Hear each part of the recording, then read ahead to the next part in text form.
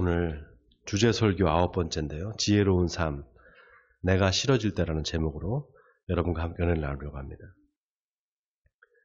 여러분 자신이 싫어질 때가 있지 않습니까? 내 자신이 싫어질 때, 어떨 때 싫어집니까?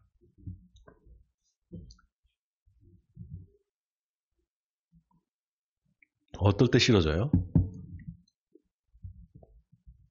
여전히 똑같은 실수를 계속하고, 여전히 게으르고,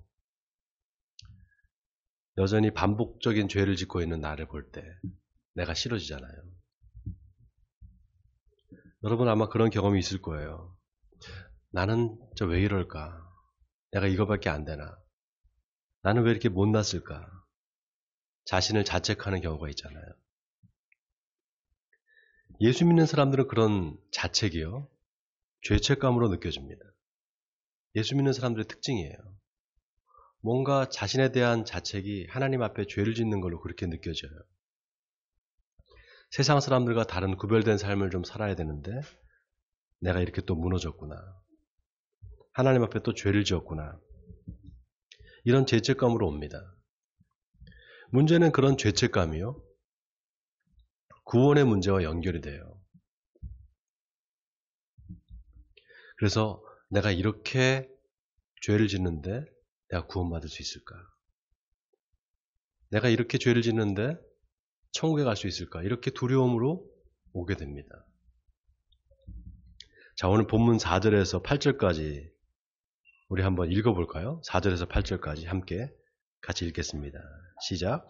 한 번 빛을 받고 하늘의 은사를 맛보고 성령에 참여한 바가 되고 하나님의 선한 말씀과 내세의 능력을 맛보고도 타락한 자들은 다시 새롭게 하여 회개하게 할 수 없나니 이는 그들이 하나님의 아들을 다시 십자가에 못 박아 드러내놓고 욕되게 함이라. 땅이 그 위에 자주 내리는 비를 흡수하여 밭가는 자들이 쓰기에 합당한 채소를 내면 하나님께 복을 받고 만일 가시와 엉겅퀴를 내면 버림을 당하고 저주함에 가까워 그 마지막은 불사람이 되리라. 여러분 어때요? 이런 말을 들으면 두렵지 않습니까? 두렵지 않아요? 하나님을 믿다가, 예수님을 잘 믿다가 다시 타락하게 됐을 때 다시 회개하게 하는 그런 방법이 없고 마지막은 불사람이 될 거다. 마지막은 심판받을 거다, 이 말이잖아요. 그전에는, 옛날 구약시대에는 율법을 잘 지키는 사람이 의인이에요.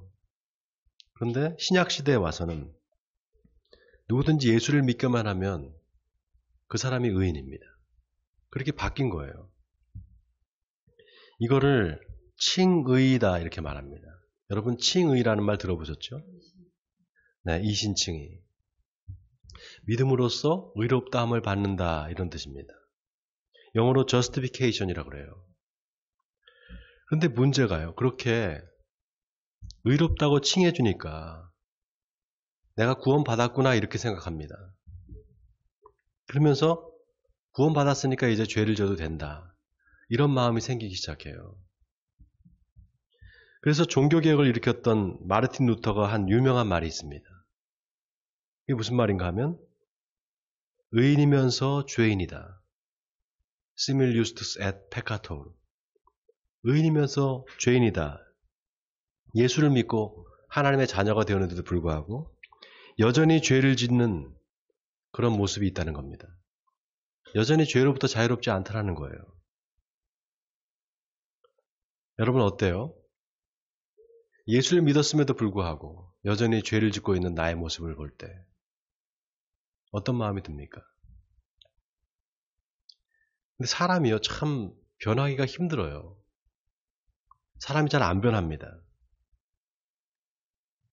그래서 우리가 하나님을 믿는다라고 말할 때, 여러분 믿음이라는 게 이게 서로 일방적일 수가 없거든요. 항상 관계에서부터 믿음이라는 게 됩니다. 그러니까 신뢰관계가 전제가 되어야 돼요. 바로 하나님과 나와의 신뢰관계입니다. 그러니까 우리가 하나님을 믿는다고 할 때 우리는 하나님을 믿는 거지만 하나님 편에서는 우리를 믿어주는 거예요. 얘가 지금은 이렇지만 나중에는 바뀔 거야. 나중에는 변화될 거야. 이렇게 하나님께서 우리를 믿어주시는 겁니다. 그래서 우리가 너무 낙심할 필요는 없어요. 아브라함도 처음에 그렇게 믿음이 좋았느냐? 그렇지 않았어요. 아브라함도 많은 인간적인 실수를 했잖아요. 자기 아내를 여동생이라고 해서 별의별 희한한 일을 당하고, 또 약속을 못 기다리고 하갈과 그 사라의 몸종인 하갈과 관계를 맺어서 자식을 낳지 않습니까? 그것 때문에 가정에 불화가 생기잖아요. 그런데 그 아브라함이 나중에는 어떻게 됩니까? 아들 이삭을 번제로 바치라는 하나님의 명령에 순종을 하는 정말 믿음의 조상다운 그런 수준으로 신앙이 발전하잖아요. 하나님께서 그렇게 아브라함을 진짜 믿음의 조상으로 빚어가시는 겁니다. 자, 그런데 문제가 있어요. 하나님께서 그렇게 빚어가실 테지만 그러면 나 자신에 대해서 그렇게 내가 관대해야 되나? 여러분, 사람들 만나다 보면 그런 사람들 있잖아요. 자기한테 끝없이 관대한 사람. 남의 결점을 잘 지적하면서 자기 결점에 대해서는 끝없이 관대한 사람이 있잖아요. 모든 걸 자기 중심적으로 생각하고 자기를 정당화하고 합리화하는 사람들이 있습니다. 이게 신앙과 결부되잖아요. 신앙과 결부되면 죄를 짓고도 그걸 당연하게 생각합니다. 어떻게 당연하게 생각하냐면요. 어차피 나는 인간인데, 내가 예수님이 아닌데, 어떻게 완전할 수가 있어. 완벽할 수가 있어. 그렇게 자기 죄를 정당화하는 겁니다. 더 위험한 거는요. 이제 내가 예수 믿고 구원받았는데, 죄 지어도 천국 가. 그렇게 생각하는 사람이 있어요. 바로 구원파의 신앙이 그렇습니다. 그런데 잠언서 14장에 보면 솔로몬이 아주 의미심장한 말을 했어요. 미련한 자는 죄를 심상히 여겨도 정직한 자 중에는 은혜가 있느니라. 죄를 심상히 여긴다. 여러분, 이 말이 무슨 말인가 하면요. 죄를 대수롭지 않게 여긴다는 겁니다. 근데 이게 표준 세번역 성경에 보면 이 부분이 어떻게 나와 있냐면 어리석은 사람은 속죄 제사를 우습게 여기지만 정직한 사람은 하나님의 은총을 누린다 이렇게 나와 있어요. 여러분, 속죄 제사가 뭡니까? 양을 잡아서 번제로 바치는 거잖아요. 자기 죄를 그 양한테 다 뒤집어 씌워서 그 양을 잡는 거예요. 그래서 불로 태워버리면 자기 죄가 없어지는 겁니다. 그걸 대수롭지 않게 여긴다는 거. 자, 대수롭지 않게 여긴다라는 게 어떤 의미일까요? 자꾸 죄를 지으면서 또 양 잡아서 바치면 되지. 죄를 지어도 내가 제사 드리면 되지. 그렇게 생각한다는 겁니다. 지금으로 말하면 주일 예배에 와서 회개기도 하는 거예요. 주일에 하나님, 제가 죄인입니다. 잘못했습니다. 그리고 나가서 또 죄를 짓는 겁니다. 그리고 또 다시 회개하는 거예요. 죄 짓고 회개하고 죄 짓고 회개하고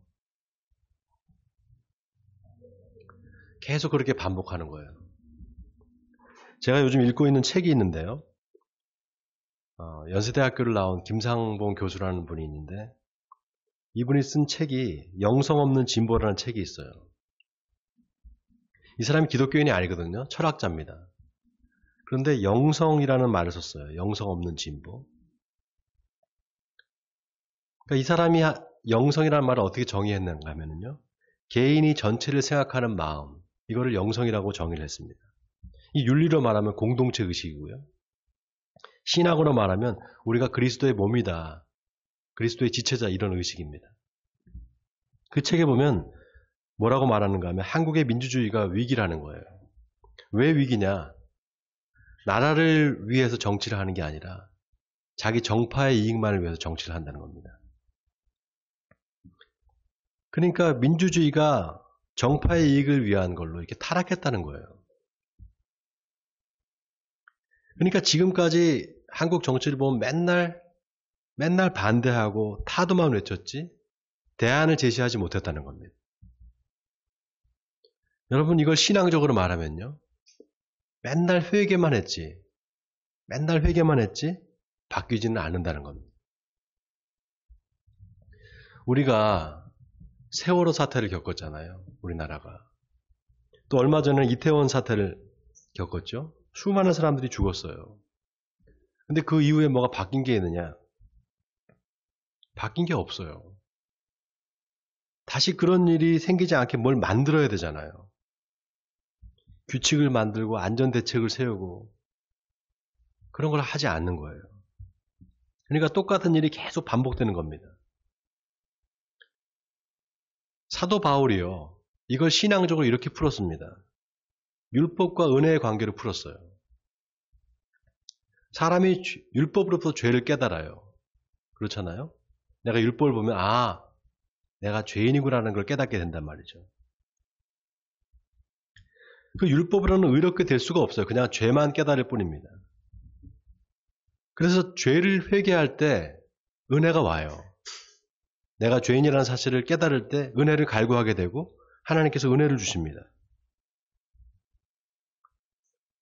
그런데 이 은혜를 받고 난 다음에는 다시 죄로 돌아가는 거예요. 율법의 행위로 내가 구원받는 게 아니라 은혜로 구원받았으니까 율법을 지키지 않아도 돼 이렇게 생각하는 거다 이 말입니다. 여러분 하나님께서 회개하는 영혼을 기뻐하셔요. 제가 청년 시절에 저희 교회 목사님이 늘 하셨던 말씀이 있어요. 한 사람이 회개하면 하늘에서는 잔치가 벌어진다는 겁니다. 한 영혼이 하나님께 돌아오면 하늘에서 잔치가 벌어진대요. 하나님이 너무 기뻐하셔서 잔치를 베푸신다는 겁니다. 그 잔치가 매일같이 일어난다는 거예요. 그러니까 천국은 잔치집과도 같다고 그런 말씀하셨어요. 여러분 죄인이 회개하는 것만큼 더 기쁜 일이 없어요. 하나님 이걸 제일 기뻐하십니다. 복음서에 보면 베드로가 이런 말을 해요. 예수님한테. 형제가 나한테 죄를 보면 몇 번이나 용서해 줄까요? 예수님께서 뭐라고 하십니까? 7번씩 70번까지 용서해 주라고 그랬습니다. 여러분 이게 바로 하나님의 마음이세요. 하나님은 우리 죄를 7번씩 70번이라도 용서해 주고 싶으세요. 그런데 여러분 하나님은 우리가 자꾸 회개하는 것보다 죄를 짓지 않고 사는 걸 더 기뻐하세요. 여러분 기독교를 우리가 은혜의 종교라고 말하잖아요. 그런데 여러분 잘 보세요. 그 은혜라는 게 죄를 전제로 합니다. 죄인한테 은혜가 임하는 거잖아요. 그렇죠? 의인한테 임하는 게 아니야. 죄인한테 은혜가 임하는 거예요. 그래서 이게 논리적으로 보면은 죄를 지어야만 은혜가 있어요. 그렇지 않습니까? 죄를 지어야만 은혜가 오는 거잖아요. 아담이 선악과를 따먹지 않았으면 속죄도 없어요. 그럼 은혜를 받으려고 우리가 죄를 지어야 할까요? 여러분 어떻게 생각하세요? 은혜를 받으려고 죄를 지어야 할까요? 사도 바울이 뭐라고 말합니까? 로마서 5장 20절에 율법이 들어온 것은 범죄를 더하게 하려 함이라. 그러나 죄가 더한 곳에 은혜가 더욱 넘쳤나니. 그런즉 우리가 무슨 말 하리요? 은혜를 더하게 하려고 죄에 거하겠느냐? 그럴 수 없느니라. 여러분 회개하면 하나님이 용서해 주십니다. 은혜를 주신다 이 말이에요. 근데 여러분 그 회개가 뭡니까? 하나님 제가 잘못했습니다. 제 죄를 용서해 주세요. 이게 회개죠. 근데 거기에 하나 빠진 게 있어요. 여러분 회개는 이제 다시는 똑같은 죄를 짓지 않겠습니다. 라고 하는 내 결단이 들어있어야 돼요. 그 결단이 들어있는 게 바로 회개입니다. 여러분 아멘입니까? 그러니까 회개하고 또 다시 죄 짓고 또 다시 회개하고 이거는 회개가 아니다 이 말이에요. 자, 그래서 오늘 본문의 히브리서 기자가 뭐라고 말을 하는가? 다 같이 1절과 2절을 우리 같이 한번 읽어보겠습니다. 1절과 2절입니다. 시작. 그러므로 우리가 그리스도의 도의 초보를 버리고 죽은 행실을 회개함과 하나님께 대한 신앙과 세례들과 안수와 죽은 자의 부활과 영원한 심판에 관한 교훈의 털을 다시 닦지 말고 완전한 대로 나아갈지니라. 자, 여기 그리스도의 도의 초보를 버려라. 여러분, 이 말이 무슨 말일까요? 그리스도의 도의 초보. 이게 무슨 말일까요, 여러분? 바로 기독교의 교리를 말하는 거예요. 회개, 하나님에 대한 신앙, 세례, 안수, 부활과 심판에 대한 교훈, 이런 게 다 뭡니까? 교리예요, 교리. 여러분, 교리가 중요합니다. 복음서에 보면 예수님이 반석 위에 지은 집과 모래 위에 지은 집, 이 두 가지를 비교하십니다. 여러분, 집을 지을 때 제일 먼저 하는 일이 뭡니까? 기초를 세우잖아요, 기초. 기초를 놓고 그 위에다가 기둥을 세우죠. 교리는 바로 기둥을 세우는 것과 똑같습니다. 자, 회개, 하나님에 대한 신앙, 세례, 안수, 부활과 심판에 대한 교훈들, 이런 게 다 기독교의 교리들이에요. 여러분, 교회에서 세례 받으셨죠? 세례 받으셨죠? 집사, 권사, 안수 받으셨죠? 장로님들 안수 받으셨잖아요. 또 지금까지 신앙생활 하면서 배운 것들이 있잖아요. 그게 다 집 짓는 거에 비유하자면 기둥을 세우는 겁니다. 이제 기둥을 다 세운 거예요. 그럼 이제 뭘 해야 돼요? 기둥 위에 대들보를 얹어야죠. 벽체를 세워야죠. 지붕을 얹어야 돼요.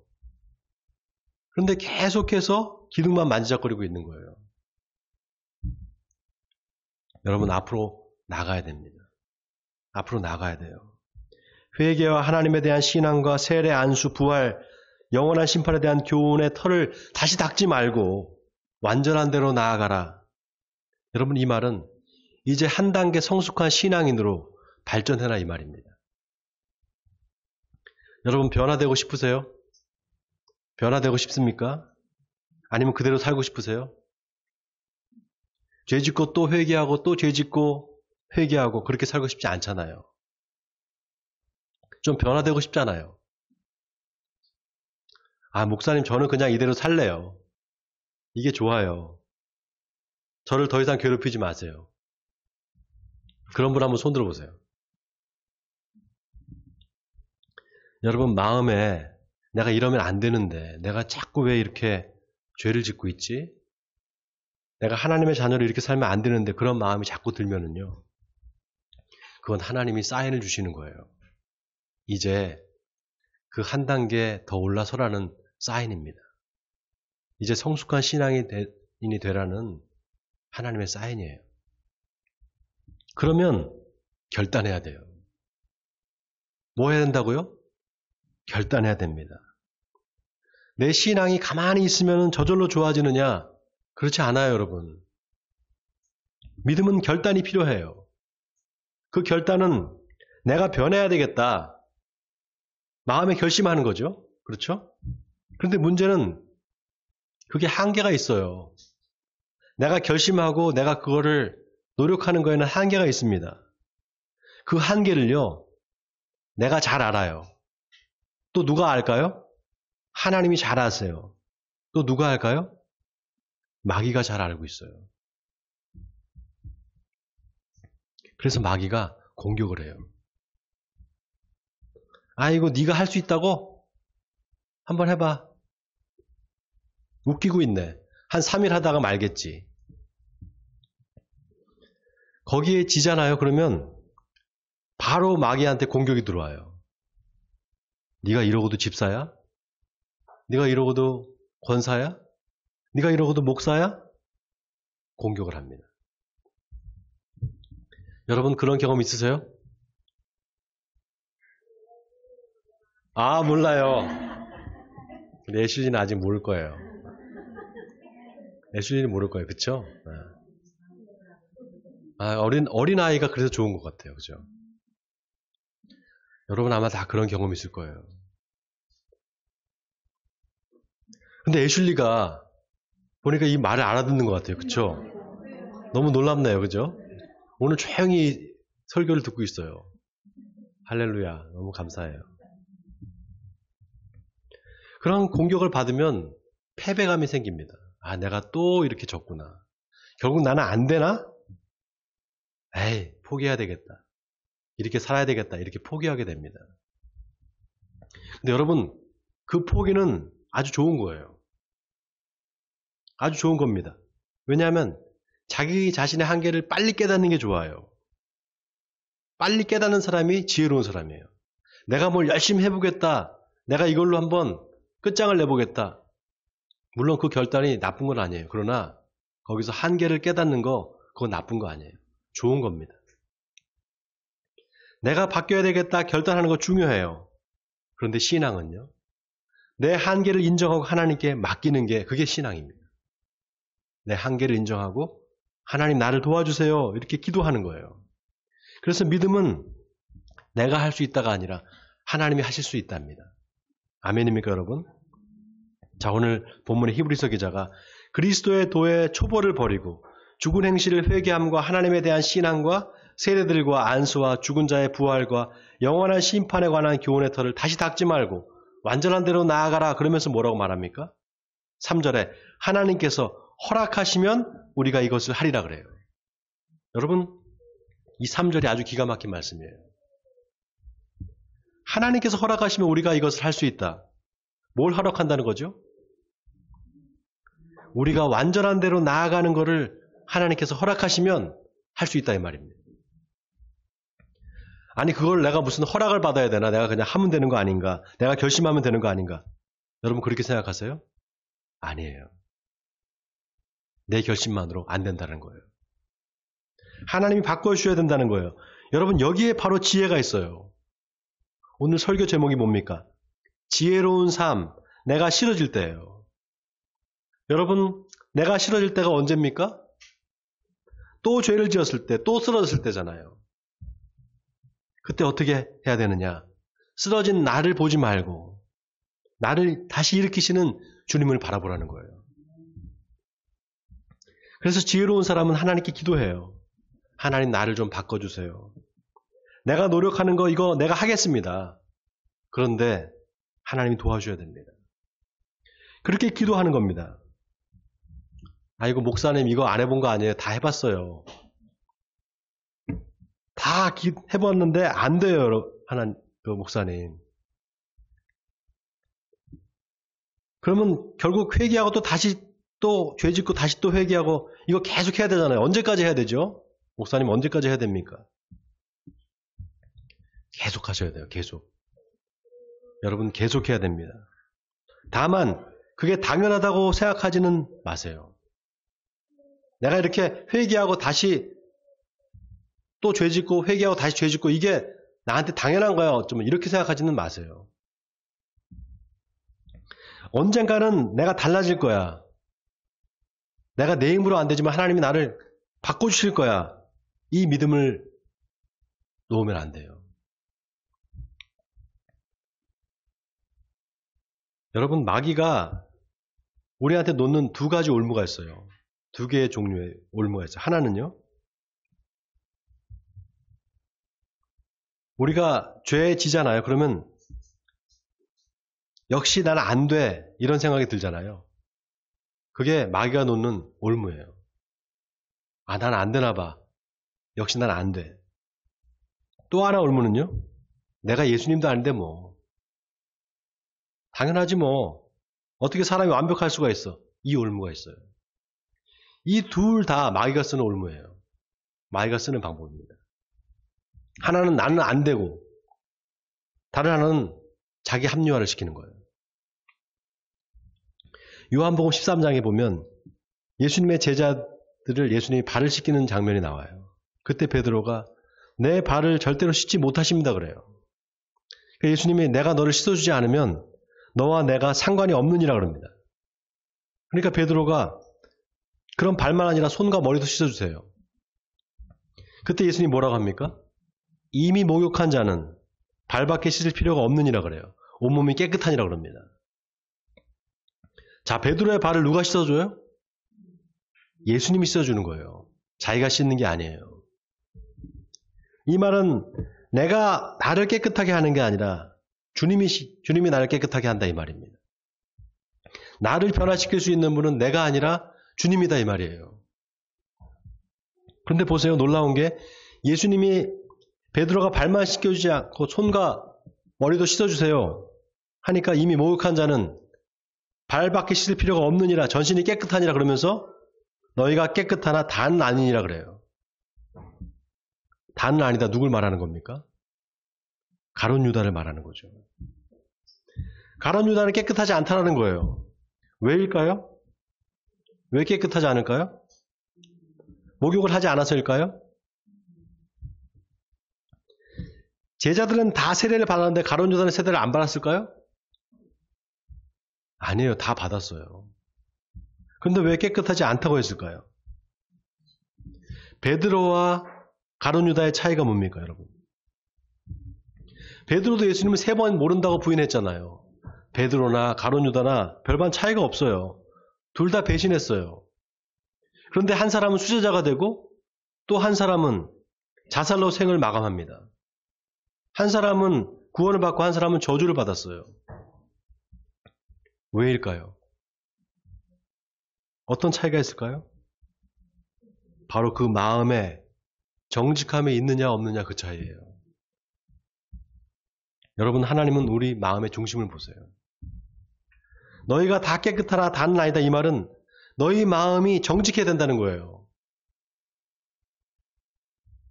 요한일서 1장 8절에서 사도 요한이 이렇게 말합니다. 만일 우리가 죄가 없다고 말하면 스스로 속이고 또 진리가 우리 속에 있지 아니할 것이요. 만일 우리가 죄를 자백하면 그는 미쁘시고 의로우사 우리 죄를 사하시며 우리를 모든 불의에서 깨끗하게 하실 것이요. 만일 우리가 범죄하지 아니하였다 하면 하나님을 거짓말하는 이로 만드는 것이니 또한 그의 말씀이 우리 속에 있지 아니하니라. 여러분, 우리가 하나님을 믿는다는 게 하나님 편에서는 뭐라고요? 하나님 편에서는 우리를 믿어주는 거다 그랬잖아요. 그래서 하나님 앞에 내 마음이 진실해야 돼요. 하나님이 나를 믿어주시는데 내가 어떻게 거짓말할 수 있어요? 내가 어떻게 내 마음에 속일 수가 있어요? 하나님께 감추는 게 있으면 안 돼요.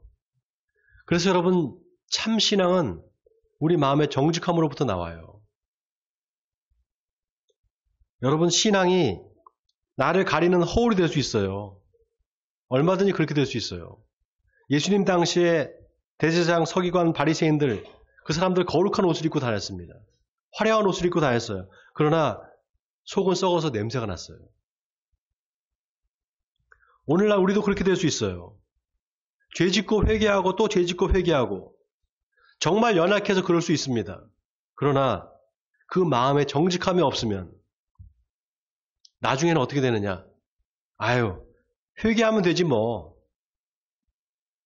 죄를 지으면서 회개하면 되지 뭐 이렇게 죄를 지는 거를 당연하게 생각하게 됩니다. 그거는 나를 속이고 하나님을 속이는 거예요. 사랑하는 성도 여러분, 바라기는 하나님 앞에 여러분의 마음이 정직하기를 바랍니다. 죄를 짓는 나를 보지 말고 나를 일으키시는 하나님을 바라보시기 바랍니다. 그리고 나를 변화시킬 수 있는 하나님께 기도하시기 바랍니다.